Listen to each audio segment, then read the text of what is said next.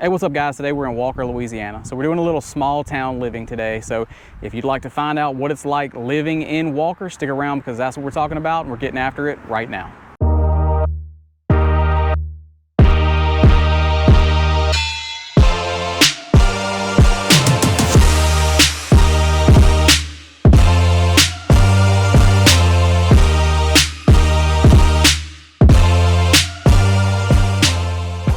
Hey guys, Sean Ramos here. Welcome to the channel, welcome back to the channel. This is Living in Louisiana, where we talk about everything that you need to know when it comes to what it's like moving to or living in Louisiana. So if that sounds like something you'd be interested in, make sure you subscribe and click the notification bell before we get going, because I'm putting out brand new videos just like this one every single week. And just in case you didn't know it yet, I am a licensed realtor in the state of Louisiana. So that number that's popping up on your screen right now, that's the best way that you can reach out to me. And as much as I love making these videos for you guys, what I really love is to help you with your real estate needs, and that's why I do this. So if you have any specific questions or needs when it comes to making the move to Louisiana, don't hesitate to reach out. All right, so without further ado, let's get right into it. So a quick overview of Walker.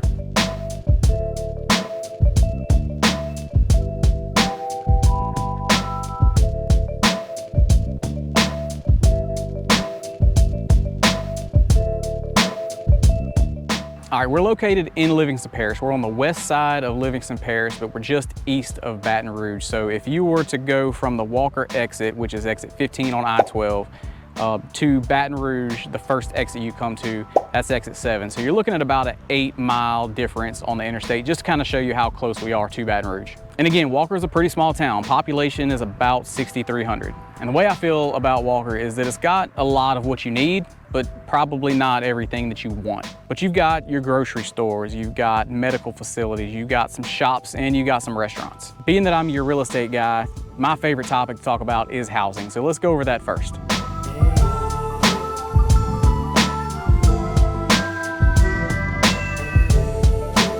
So in Walker, you're gonna have mostly single family homes. There are some townhomes, there are some apartments, and there's a wide range of types of single family homes. So you've got everything from your mobile homes all the way up to your really big houses on acreage.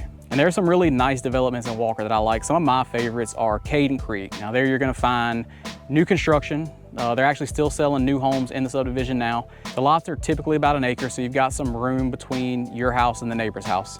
And I like Three Lakes. Those are typically gonna be a little bit smaller lots than a Caden Creek, but it's a really nice neighborhood, really nice houses.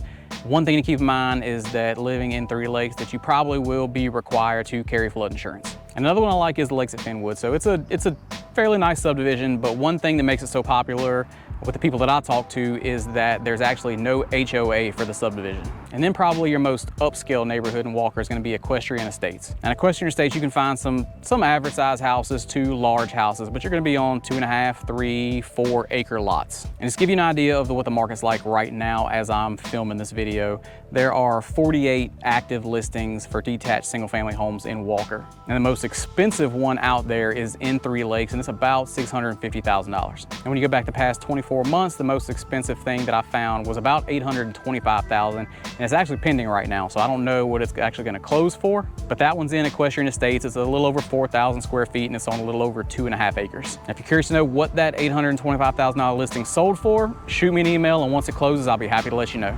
So you're not typically going to find $1 million plus listings here in Walker. It's a little bit of a smaller town, so you're not going to have to pay quite as much as you would as if you were buying the same house in Baton Rouge.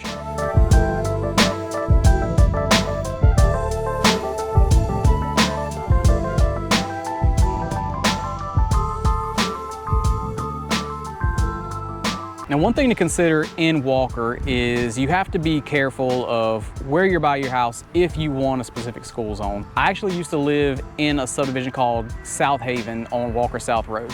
Now, my house had a Denham Springs address, but it was actually in Walker's school district. So if you do need to be in a specific school, that's where I can help you out. Just don't hesitate, reach out, shoot me a text or call, and we can schedule a Zoom call so I can really go over kind of some of what the boundaries are and what areas of work for you if you want to be in a specific school district. And my two girls actually went to South Fork Elementary on Walker South. It was just a few miles from our neighborhood, and they really loved the place. The teachers were great, the bus drivers were great, the faculty was great. You know, they had a great experience there. And speaking of schools, let's talk a little bit about Walker High School.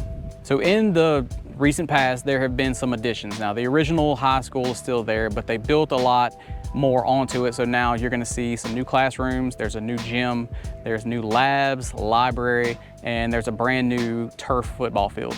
Now, looking at this video on your screen right now, you can see all the new additions, the football field, but if you look to the right, that's the original school. And I believe all the freshmen are in that original part now. And speaking of that new turf football field, I want to talk a little bit about athletics at Walker High School. So niche.com ranks Walker High School really high for athletics. In Livingston Parish, they rank #1, and in the Greater Baton Rouge area, they rank #3. And you've got all the typical sports that you have at most high schools: football, softball, baseball, basketball. But in addition, you've also got wrestling, swimming, soccer, tennis, golf. There's even a bass fishing team. And as far as academics go, you've got AP classes, DE classes, you've got programs for business, art, agriculture, there's ROTC, and word on the street has it that the Walker High Legacy Band is top notch. And they also offer some technical classes, so if maybe college isn't for your kid, then maybe they're interested in carpentry or welding or being a mechanic.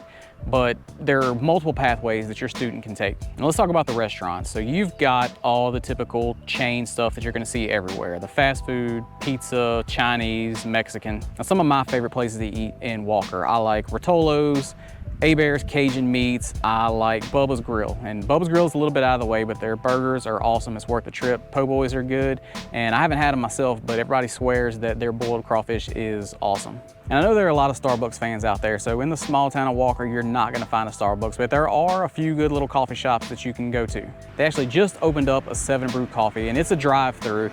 They haven't even had their grand opening yet. They've been giving away free coffee for over a week now, so I'm sure they've made a lot of new fans here. As a matter of fact, my wife and kids have been there probably 5 times since they started giving away these free coffees. So the grand opening's coming up this weekend, and this is actually a really good addition to Walker. But there are a couple other little coffee shops you can actually go inside. Holy Ground is attached to a church, and then there's another little one called Espresso Go. So no Starbucks is no problem. Go support these local businesses. And Walker High School actually has a PJ's coffee shop at the school, and it's not open to the public. It's for students and faculty, so if you see it on your Google map, don't try to go there. Next is the shopping. So you're gonna have some grocery stores, right? Carter's Supermarket is like your local grocery store. Of course, there's a Walmart, and then across the street from Walmart, there's this building where multiple grocery stores have come and gone. Winn-Dixie was there for the longest time. They eventually went out of business. I believe it was a Save-A-Lot that tried to open up. They didn't last very long. Right now, the building's just vacant, but it's just a matter of time before somebody else is gonna come along and try again. And then there's Stein Home and Yard. So this is your Home Depot or Lowe's type of store right here in Walker, so you don't have to go to Denham Springs or Baton Rouge anytime you need something.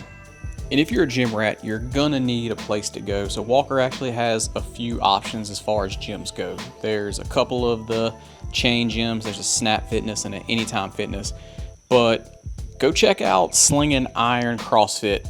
So the guy that owns this place, Justin King, this dude is a beast. He's actually competed in lots of the CrossFit games. He's really knowledgeable. You can actually go check out the place and do a free intro. So you can go to their website or get with me and I'll get you the info, but definitely check that place out. That's probably the best place to go in Walker. Next, another one of my favorite topics is the parks. So there are 2 parks in Walker. You got Punk Smith Park, which is a really small park. It's more for younger kids. There's a little playground, a little bit of green space, a pavilion with a couple picnic tables, but that's about it. And then the park I'm at right now is called Sidney Hutchinson Park. And this is the bigger park in Walker. So the ball fields are here. So if your kids are playing baseball, softball, or soccer in any of the rec leagues, this is where they're gonna play. There are a couple different playgrounds. There's this fishing lake behind me. There are benches set up all around it, and there's a pier you can fish off of. And then there's some walking trails. I actually come here a lot of evenings and walk myself. And I did find out the other day that you need to be out of here by dark because the police don't like you in here at night. But I do believe the big loop is about 1 mile, and there's a smaller loop that's about 1/2 mile. So guys, let me know what you think about Walker. I think it can be a great option if you're into that small town feel and don't want to be super far away from the bigger city of Baton Rouge. Now, if you want to explore the option or if you want to find out more about it, that number that's on your screen right now, that's the best way you can reach out to me. I'm here to be your resource for everything real estate related. So whatever questions that you have, don't hesitate to reach out. I make these videos because I want to hear from you guys, and I love helping you with these things. Hope you guys have a great rest of your day, and I'll see you on the next video.